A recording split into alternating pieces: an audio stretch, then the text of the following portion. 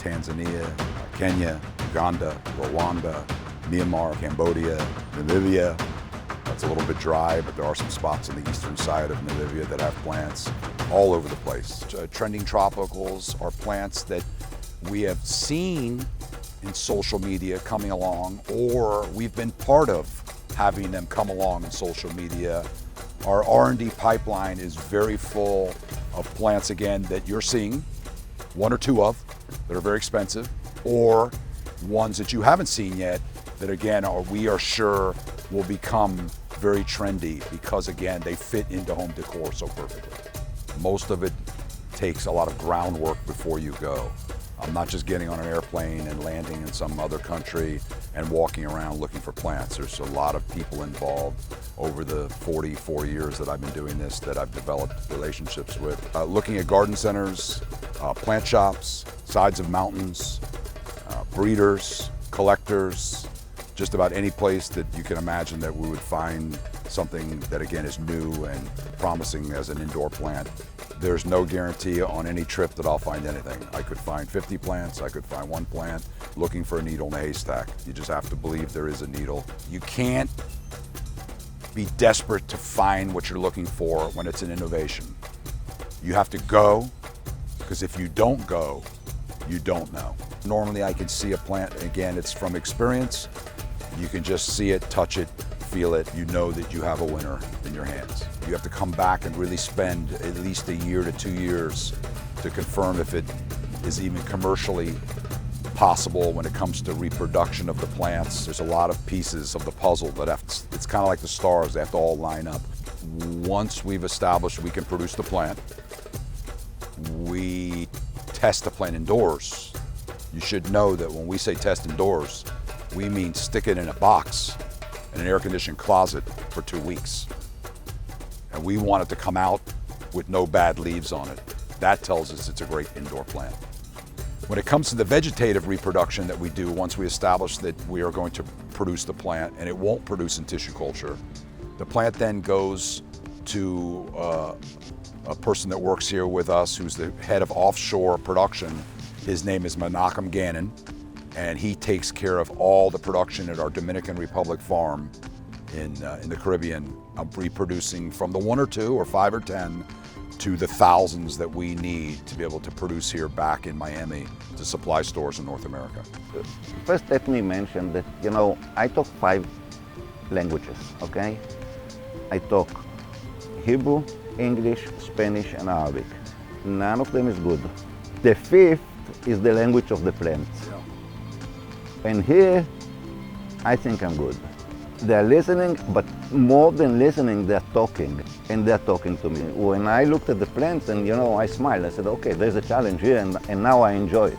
Like, I saw the names and I couldn't even imagine how it looks like. When I'm looking at plant, I start to break it and analyze it and try to listen to the plant and what it's telling me, from where it's sending the shootings, how many shoots it sends, if it's upright, if it's trailing, and I start to think, okay, how I'm going to grow it for stock, what this plant is going to give me, how should I treat it. So first of all, I'm start to put it in a category, okay, and then I'm looking and thinking, okay, it's similar to what the plants that I know, that I have an experience with this. What's the distance between one plant to another plant stock? In what area I want to put it? How do I want to build it, to build the body on this? And then start to swim. Bring a plant from planting it, after rooting it, from planting it to full production, it's about 8 months. On the Raven, it's about 8 months. It takes time to build the stock, and that's every week you harvest, you need also to start to think about renewing the stock. And so you need to plan your stock so you are coming in with new while you're coming out with the old. And then there's a lot of calculation on space that you need, because if it takes 8 months, 9 months to build the stock, you don't have the luxury of being out of production. So you need to be in production and build it parallel. And as you are more efficient on doing it, you are saving actually or using the space that you have in a better way.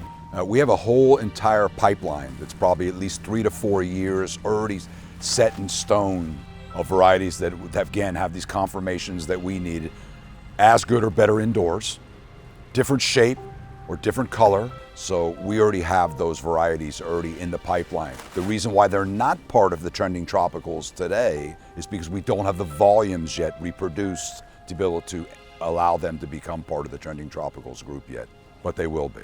Wow, the collection is wow, wow, wow, wow, wow. It's so exciting what is coming on that even after my almost half a century in this business, even I can't believe it. And anytime I'm not even in a good mood, I go out into the R&D area and I walk through it and I can't believe how amazing the collection is developing and how excited everybody's gonna be as they see it come across. As far as visiting the nursery, we always give grand tours to anybody that comes to our nursery with some notice ahead of time. As far as R&D, it's never gonna happen. Even if we literally blindfolded you, drove you around in circles, it ain't happening. Rare has two meanings. One, commercially rare, and collector rare. In this day and age, collector rare is getting way out on the edge, and that would be plants that you find on the side of a hill in the Philippines that nobody has ever found before. That's collector rare. But the next one is commercially rare. And in this day and age, there's quite a few plants out there in the indoor space that are commercially rare, which is defined by there's nobody that's actually producing any volumes. And the only place you find them would be, again, through internet sources where the prices are very expensive.